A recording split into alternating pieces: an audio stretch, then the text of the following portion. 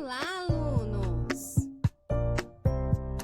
Prepare o material porque está na hora da aula!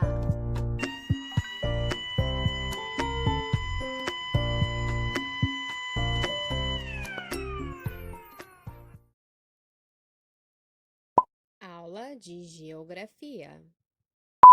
Hoje vamos falar sobre as indústrias, o comércio e o espaço brasileiro.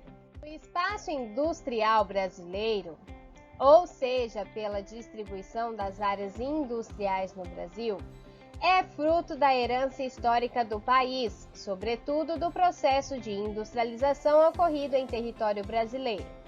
Tal processo ocorreu a partir da década de 1930, quando a crise de 1929 colocou fim ao ciclo do café, o que fez com que o governo Vargas estimulasse a instalação de indústrias que até então praticamente não existiam no Brasil. Nos tempos posteriores, principalmente durante o governo de Juscelino Kubitschek, essa industrialização intensificou-se, muito por causa da grande quantidade de rodovias, hidrelétricas e algumas outras obras de infraestrutura constituídas nesse período. Além disso, houve a instalação de uma considerável quantidade de empresas multinacionais, com destaque para as empresas do ramo automobilístico, que se beneficiaram da política de construção de rodovias. Atualmente, a atividade industrial no Brasil apresenta-se bastante desenvolvida e diversificada. Em nosso país estão presentes os três principais tipos de indústrias. A indústria de base, que transforma matérias-primas como minérios, ferro, carvão e petróleo em materiais processados que serão utilizados por outras indústrias. Algumas siderúrgicas transformam o minério de ferro em diversos outros produtos, que serão utilizados como matéria-prima em indústrias de peças para automóveis e eletrodomésticos. Há também a indústria de bens intermediários, que produz máquinas e equipamentos para outras indústrias ou para empresas em geral, como as indústrias de autopeças, que fazem componentes para as fábricas de automóveis, ônibus e caminhões. E a terceira é a indústria de bens de consumo, que fabrica produtos para serem vendidos diretamente ao consumidor. Por exemplo, as indústrias de alimentos, de bebidas, de roupas, calçados e eletrodomésticos. Antes de mais nada, é preciso compreender que a economia de um país está dividida em setores, com base nos recursos utilizados e modos de produção ou atividades envolvidos. Essa divisão resulta em três grandes grupos. Setor primário, que compreende a extração ou produção de matérias-primas, por exemplo, a agricultura, a mineração e a pecuária. Setor secundário, que contempla as atividades de processamento e transformação de matérias-primas, que vem do setor primário, em produtos para consumo ou maquinário e ferramentas industriais. E o setor terciário, que caracteriza-se pelas atividades de serviços e comercialização de produtos, as lojas, supermercados, prestação de serviços turísticos, empresas de telecomunicações, desenvolvimentos de software, entre outros. A lista de ações do setor terciário é muito grande e é a que mais gera empregos. Consequentemente, o comércio e serviços são as atividades que mais movimentam a economia do nosso país. Esse movimento ocorre tanto nos países de primeiro mundo, como também nos emergentes. Segundo essa regra, no Brasil, o impacto no setor terciário é altamente relevante, ultrapassando 75% do PIB e 68% do total de empregos. Atualmente, o espaço industrial brasileiro caracteriza-se por ser amplamente concentrado.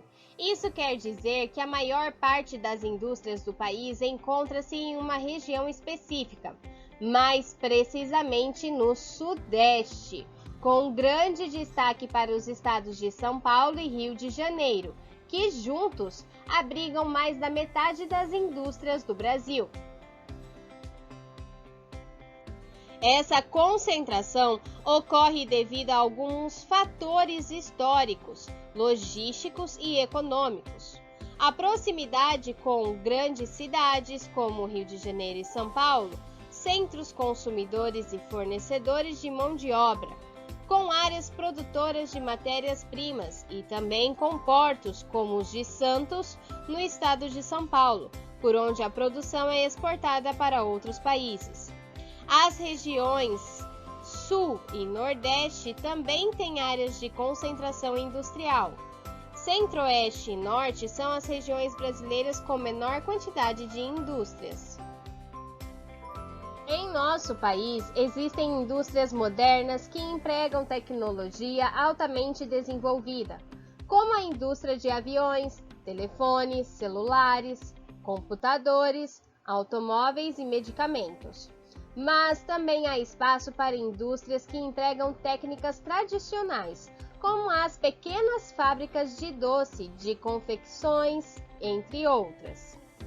Grande parte dos estabelecimentos industriais brasileiros se compõe de pequenas e médias indústrias. São elas que empregam a maioria dos trabalhadores do setor. As grandes indústrias, muitas delas empresas multinacionais, têm sido cada vez mais automatizadas, substituindo parte dos trabalhadores por máquinas. Essas mudanças têm forçado muitos trabalhadores a procurar emprego em outras atividades. A produção econômica da agricultura, da pecuária, do extrativismo e da indústria em nosso país está voltada tanto para o abastecimento do mercado consumidor interno, que é o comércio interno, quanto para o mercado externo, ou seja, para exportação, que envia para outros países. Com mais de 200 milhões de habitantes, nossa população constitui um imenso mercado consumidor. O potencial desse mercado abrange tanto o consumo das famílias, que necessitam dos mais variados bens de consumo, como alimentos, bebidas, roupas, calçados e muitos outros, quanto também das empresas, que necessitam de matérias-primas, ferramentas, máquinas e equipamentos em geral para manter seu funcionamento. Esse consumo, por sua vez, impulsiona o desenvolvimento do comércio e dos serviços, atividades que se desenvolvem principalmente nos centros urbanos. Nas cidades, sejam elas pequenas ou grandes, o comércio e os serviços são atividades que se destacam na geração de emprego e renda de muitos trabalhadores. Uma característica marcante do avanço das atividades de comércio no Brasil foi a expansão dos shopping centers, principalmente nos grandes centros urbanos. Os shoppings são estabelecimentos que reúnem um grande e diversificado número de lojas para a venda dos mais diversos produtos, além de estabelecimentos voltados para a prestação de serviços. Nos shopping centers, há lojas nacionais e multinacionais, o que leva uma grande quantidade de pessoas a comprarem lá. Esses grandes empreendimentos comerciais modificam o trânsito da região, atraem mais consumidores e podem influenciar a formação de outros centros comerciais. O comércio interno é muito importante para o desenvolvimento da economia. Seu crescimento está ligado diretamente ao poder de compra da população. Quando a renda e os salários dos trabalhadores não aumentam, as pessoas priorizam os gastos com moradia, alimentação e saúde e deixam de comprar outros itens. Isso afeta diretamente o movimento e as vendas no comércio. Com a diminuição das vendas, essas atividades deixam de contratar e até mesmo passam a demitir parte dos funcionários, o que também afeta o crescimento da economia em geral. O comércio e os serviços são as atividades que mais geram empregos em nosso país.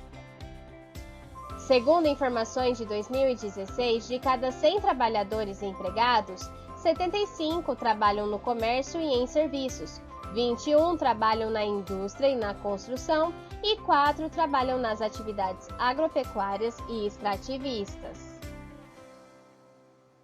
Até mais ou menos a década de 1960, o Brasil era um país que exportava basicamente produtos do setor primário, como açúcar, carne, fumo, café, feijão, algodão, cacau, madeiras e minérios, chegando a ser responsável por mais de 70% do que era exportado pelo país.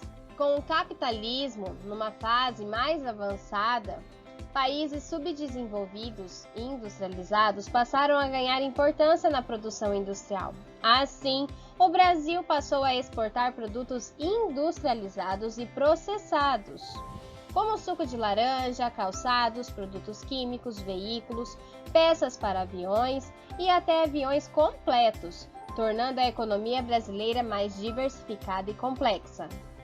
Por esse motivo, as indústrias têm buscado cada vez mais menores custos de produção e encontram isso no interior paulista. As áreas como o Vale do Paraíba e ao longo da rodovia Fernão Dias oferecem incentivos fiscais, mão de obra mais barata, transporte sem tanto congestionamento e melhor qualidade de vida. O processo de desconcentração das indústrias acaba determinando que as cidades médias que possuem infraestrutura e mão de obra qualificada comecem a crescer. São Paulo continua sendo líder nacional industrial, mas as indústrias atualmente encontram-se mais espalhadas graças aos incentivos governamentais.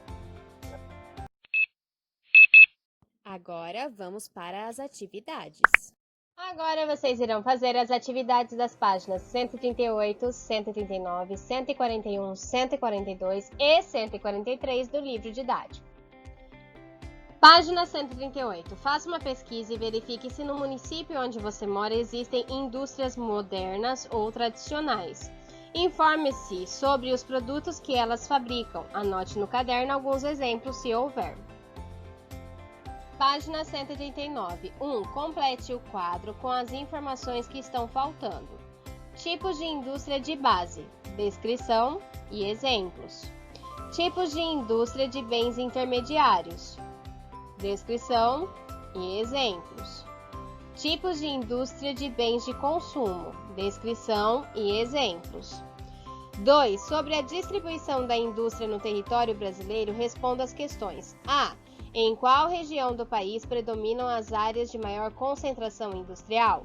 B. Cite 3 fatores históricos e econômicos que contribuíram para o crescimento da indústria na região Sudeste. E C. Descreva como a atividade da indústria está distribuída no estado onde você vive. Página 141. No lugar onde você vive, provavelmente, o comércio e os serviços empregam muitas pessoas. Em quais atividades essas pessoas trabalham?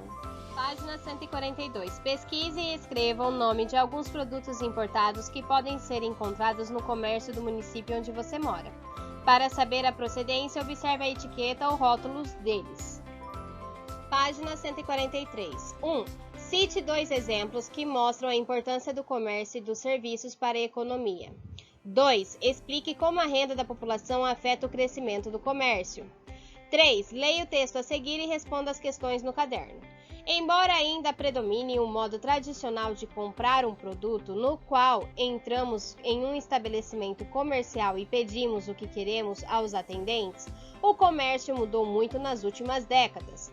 Há estabelecimentos, por exemplo, onde o cliente pega as mercadorias que deseja nas prateleiras e efetua o pagamento em caixas automáticos, sem a ajuda ou trabalho de um funcionário. O comércio virtual, chamado e-commerce, também alterou muito o modo como compramos ou vendemos produtos. Por meio de computador ou outro dispositivo conectado à internet, os consumidores podem comprar os mais diversos produtos e serviços, como roupas, calçados, utensílios, aparelhos eletrônicos, ingressos em eventos, viagens e reservas em hotel. O fato de não sair de casa, não enfrentar filas e ter direito à devolução integral do pagamento em caso de desistência, até 7 dias após o recebimento, são razões que têm incentivado muitas pessoas a aderir ao comércio virtual, o que vem ampliando esse tipo de comércio no Brasil e no mundo. Converse com seus familiares ou responsáveis sobre a utilização que fazem do comércio virtual e descreva no caderno uma vantagem e uma desvantagem dessa prática. Caso não utilizem o comércio virtual, fale sobre as razões que levam tantas pessoas a essa prática e quais cuidados devem ser tomados ao efetuar compras na internet. Bom, gente, na verdade, eu acho que nem precisa da ajuda de um responsável. Vocês já sabem disso, né? Vocês, atualmente ainda que a gente está em pandemia, tá acontecendo muitas compras por internet. Então, acho que vocês conseguem listar isso sozinhos. Agora é com vocês. Se tiver alguma dúvida, me chame no particular. E até a próxima aula! Atenção! Não se esqueça de mandar a foto.